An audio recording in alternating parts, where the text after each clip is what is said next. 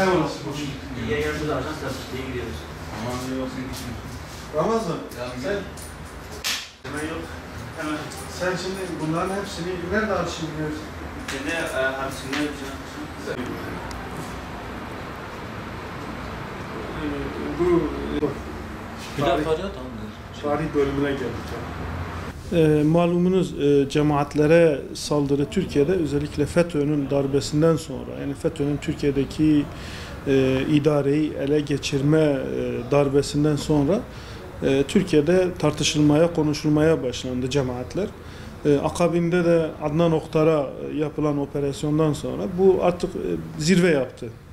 Yani işte kendisine aydın ve akademisyen denen bir kısım insan medya üzerinde FETÖ ve Adnan Oktar yapısı üzerinden İslami cemaat ve camialara, tarikatlara saldırmaya başladılar. Yani tabii biraz da işin öncesine de bakmak lazım.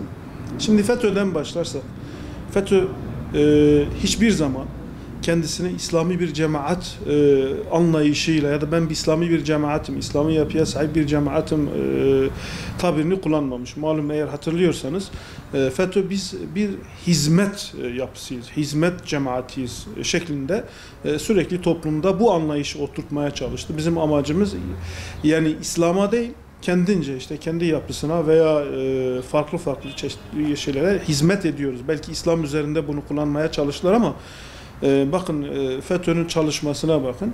Yani İslam dışında dünyanın dört bir yanında açmış olduğu okullarda yani İslami anlayıştan çok kendi yapısını kabul ettirme veya son darbeden sonra anlaşıldı ki özellikle CIA ve Mossad'a ajan yetiştirme çalışması olduğu anlaşıldı. Diğerine bakalım. Adnan Oktar zaten Adnan Oktar İslami bir cemaat, camia denmesi mümkün değildir ki hareketleriyle, tavırlarıyla göstermiş olduğu çalışmayla İslam'dan tamamıyla uzak ve İslam'ı ifsat projesi olduğu net bir şekilde ortadaydı. Fakat buna rağmen bir kısım kendisine akademisyen diyen insan kalkıp bunun üzerinde İslami cemaat ve camialara saldırmaya başladılar. Bunların yok edilmesi gerektiği, bunların devlet kontrolüne alınması gerektiğini söylediler. Bunu konuşanlar daha çok yani İslam'a düşmanlık yapan kesimlerdir. Ya da kendilerine göre farklı bir proje peşinde olan kesimlerdir. İslami cemaat camiaları ve tarikatları tanıyan hiçbir akademisyen bunu ne benimser ne de taraf olur. Malum yani buna karşı da ciddi bir tepki vardır. Bir kısım özellikle böyle medyada çok görünmek isteyen insanlar veya farklı şekilde birilerine şirin görünmek isteyen insanlar kalkıp İslami cemaat ve camialara saldırmaya başladılar ki bunların da geçmişlerine bakmak lazım. Yani takip ettiğimiz kadarıyla medya üzerinde bunları dile getiren insanların da geçmişleri de pek öyle fazla temiz değildir. Hepsinin geçmişi ortadadır. Yani bunların İslami anlayışı olmayan, İslam'a karşı olan, İslam'a yani evet açıktan bir kısmı açıktan bir kısmı da gizliden düşmanlık yapan kesimlerdir. Bu algıyı oluşturmaya çalışanlar. Burada amaç nedir? Burada amaç evet şimdi mevcut hükümet bu anlamda iktidar olurken yani 2003'te ilk iktidar olduğu zaman ve bugüne kadar bütün gücünü, bütün oyunu İslami cemaat, camia ve tarikatlardan almasına rağmen bu anlamda iktidarı kendi çizgisine çekme çabası da olabilir. Veya uygulamaya düşündükleri kendi farklı projelerinin bir ön hazırlığı olmuş olabilir. Yani malum biliyorsunuz Türkiye'de bazı şeyler yapılmak istendiğinde önce medyada bir hazırlığı yapılır, bir tepki oluşturulur toplum içerisinde. Bu yapılan hazırlık yani bir yere yönlendirilmek isteniyorsa bunlara karşı bir düşmanlık oluşturulur. Ve bu çerçevede toplum nezdinde bu yapıların itibarı düşürülmeye çalışılır. İşte bu tür çalışmalar ileriye yönelik, geleceğe yönelik başka projelerin bir altyapısıdır, bir hazırlığıdır. Bunun da medyada birileri tarafından sürekli işlenmesi nedir? Türkiye'de yani gittikçe daha doğrusu bu toplumun dinamiğini oluşturan cemaatler, tarikatlar, camialar bir anlamda özellikle İslam'a karşı olan kesimler tarafından yıpratılmaya çalışılıyor. Şimdi 15 Temmuz'a bakalım. Yani bugün sürekli gündemde tutulan bir 15 Temmuz direnişi vardı değil mi? Darbeye karşı bir direniş vardı. Bu direnişte sokağa ilk çıkanlar kimlerdi? İlk çıkanlar yani İslami cemaat ve camialardı. Tarikatlardı. Ama o ilk çıkan görüntülerin hiçbirisi bugün gündemde tutulmuyor. Yani niçin tutulmuyor? Bakın tevhid bayraklarıyla çıkan insanlar bir anda artık darbe bertaraf edildikten sonra o gece marketlerde gıda alma, banka ATM'lerinde kuyruğa girip paralarını çekmeye çalışan insanlar ya da yurt dışına kaçmak için bilet almaya çalışan insanlar daha sonra yani bu sözde şu anda çok konuşan insanlar var ya daha sonra bu darbeye karşı o direnişi sahiplenmeye çalıştılar.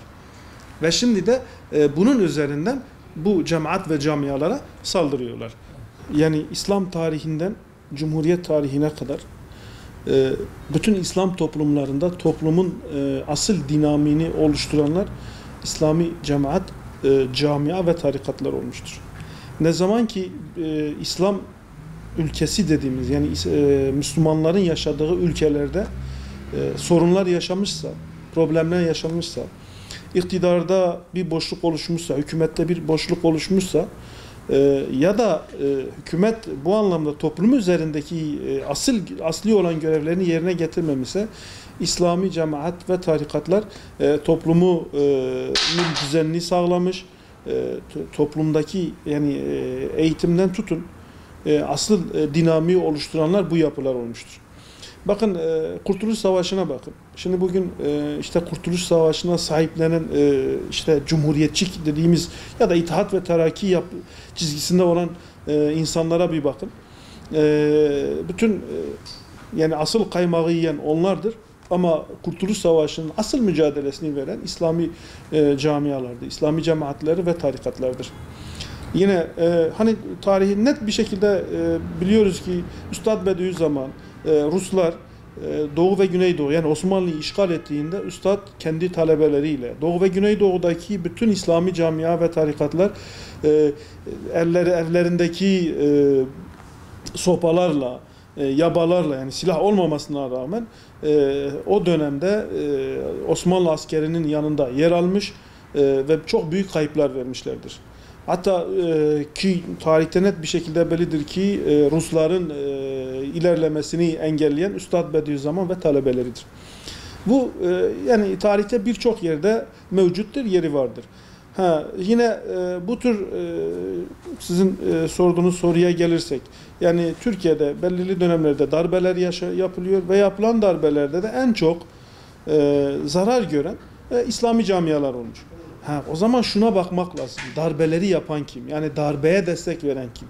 Bugüne kadar Türkiye'de yapılan bütün darbeler Amerikan menşelidir. Yani ABD'nin desteğiyle yapılmıştır. ABD'nin istemediği bir hükümet ya da çizgiye getiremediği bir hükümet varsa ABD buna karşı bir hareket oluşturmuş devlet içerisinde ve mevcut hükümeti devirmeye kalkışmıştır. Bugün de yani işte 15 Temmuz'da FETÖ darbesinin de ana kaynağı budur. Yani Amerikan menşeili, İncirlik'ten kontrol edilen ve şu anda halen de Amerika'da muhafaza edilen bir ana çekirdek vardır. FETÖ'nün ana çekirdeği şu anda Amerika'da muhafaza ediliyor. Açık bir şekilde darbe yaptığı halde, darbeyi desteklediği halde yani ABD bunları iade etmiyor. Hatta bunun ötesinde düşünün Türkiye'de yani meclisi bombalayıp yine farklı yerleri bombalayıp yurt dışına kaçan 8 tane pilot Yunanistan'a sığındı helikopterleriyle beraber. Yani dünyanın hiçbir yerinde görülmemiştir ki bunlar şu anda Türkiye'ye iade edilmiyor ve sığınma hakkı verildi. Bu da net bir şekilde gösteriyor ki Türkiye'de yapılan bütün darbeler Batı menşelidir. Şimdi Batı menşeili olunca da maalesef işte hedef kimdir? Hedef kitle kimdir? Çünkü Batı'ya karşı olan bir yapı vardır. Nedir? İslami cemaat ve camialardır, tarikatlardır. Çünkü Yani Amerikan emperyalizmine en çok karşı olan ve tepki gösterenler bu yapılardı. Ne olacak? Darbeyi yapanlar da bunlar olunca ister istemez ilk hedefleri ve ilk rakipleri olacak olanlar İslami cemaat ve camialardır. Bu İslami yapıyı dağıtmaya çalışan çok farklı çalışmalar gördü. Bundan sonra da aynı şekilde devam edecek yani. Bunun temel sorunu Müslümanların parçalanmışlığıdır. Yani İslami cemaat ve camiaların parçalanmışlığıdır. Bütün İslami cemaat ve camialar yani temelde aynı anlayışa hizmet etmelerine rağmen, Kur'an ve sünnet çerçevesinde hareket etmelerine rağmen ama metotta farklı aykırılıklar gösterebilirler.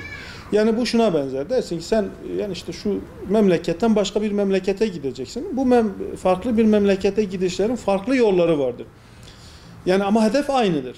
Herkesin kendine göre tercih edeceği bir yol olacaktır. Bu da bir metottur. Biri şu yolu benimser, öbürü diğer yolu benimser. Ama gidilmek istenen yer aynıdır. Gidilmek istenen yer aynı olmasına rağmen bu metot farklılığından dolayı işte İslami yapılar bir türlü bir araya gelemiyor. Bir araya gelememelerinin temel nedeni de yine Batı emperyalizminin bu Müslümanlar arasında fitne sokmasından kaynaklanıyor. Birbirine düşürmesinden. Yani biraz Müslümanlar ferasetli olması lazım. Yani uyanık olması lazım. Yani net yani her şey işte 15 Temmuz üzerinden baktığımız zaman yani 15 Temmuz darbesinde el birliğiyle bütün cemaat ve camialar bu ülke elden gitmesin diye el ele kol kola bunu muhafaza ederken ama ne oldu? Yani ortalık durulmaya başlayınca fitneciler yine araya girdiler.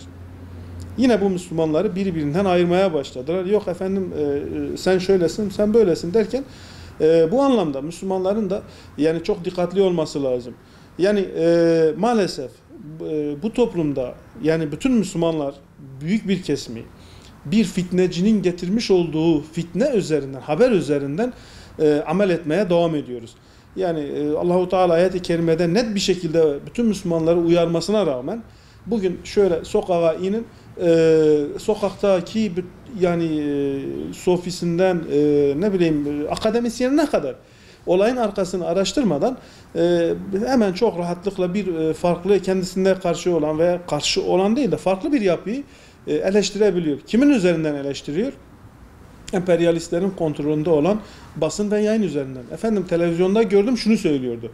Ha şu yapı hakkında şunu söylüyordu. Şu cemaat hakkında şunu söylüyordu. İşte bugün de özellikle şu başta sorduğunuz sorunun net cevabı bu şekilde anlaşılıyor. Yani bunlar da yani Batı emperyalistleri bunu iyi bildiği için maalesef yani medyanın kontrolü de tamamıyla onlarda olduğundan dolayı işte basın üzerinden, medya üzerinden bu tür manipülasyonlarla İslami camiaları ayrıştırmaya, birbirinden uzaklaştırmaya başlıyorlar. Yani işte tarih içerisinde sürekli bir kendilerine malzeme bulacak şekilde. Şimdi kendi kontrolünde olan sözde İslami bir cemaat ortaya çıkarıyorlar. Ve bir süre sonra büyütüyorlar. Bir süre sonra da birileri üzerinden buna operasyon düzenleniyor. Bu operasyonun akabinde de diğer yani İslami cemaat ve camialara saldırı başlıyor. Yani işte tarihte bunun çok örneği vardı. Yani daha önce de işte Kalkancı diye biri çıktı, Ali Kalkancı. Yani ne bileyim her türlü pisliği olan bir insana bir işte sakal uzattırdılar, bir camia oluşturdular. Ve süreç içerisinde bir proje olduğu net bir şekilde anlaşıldı. Ama o dönemde de onun üzerinden yine İslami cemaat ve camialara saldırı yapıldı. Bugün de işte Adnan Oktar diye bir tane şarlatan çıkmış. Yani fazla işte yani televizyonlarındaki görüntü bile net bir şekilde İslam'a düşmanlık yaptığı açık olmasına rağmen bu şahs ve şahsiyetleri getirip İslam'a mal etmek kadar basiretsizlik yoktur diyorum. Maalesef Müslümanlar da halen ya da bir kesim halen bunun üzerinden işte İslami cemaat yani Adnan Oktar'ın İslami cemaat ve camialarla bir ilgisi ve alakası yoktur. Çünkü yani ameli İslami değildir. Yani son yıllarda gördüğümüz yani hangi ameli İslamiydi ki İslami cemaat diyebilelim ki bunun üzerinden Müslümanlara saldırılıyor. Müslümanların uyanık olması lazım. Müslümanların birlik ve beraberlik içerisinde hareket etmesi lazım. Yani az önce söylediğim yani bir fasığın getirmiş olduğu bir haberle Müslümanların amel etmemesi lazım. Mutlaka araştırması lazım. Yani zaten araştırdıktan sonra neticeye ulaşılıyor. Yine bu anlamda da İmam Şafii'nin şu meşhur sözünü de unutmamak lazım. Hani soruluyor işte fitne olduğu zaman hakkın nerede olduğunu nasıl bileceğiz diye sorduklarında diyor ki düşmanın oklarına bakın. Düşmanın okları nereye yönelmişse hak oradadır.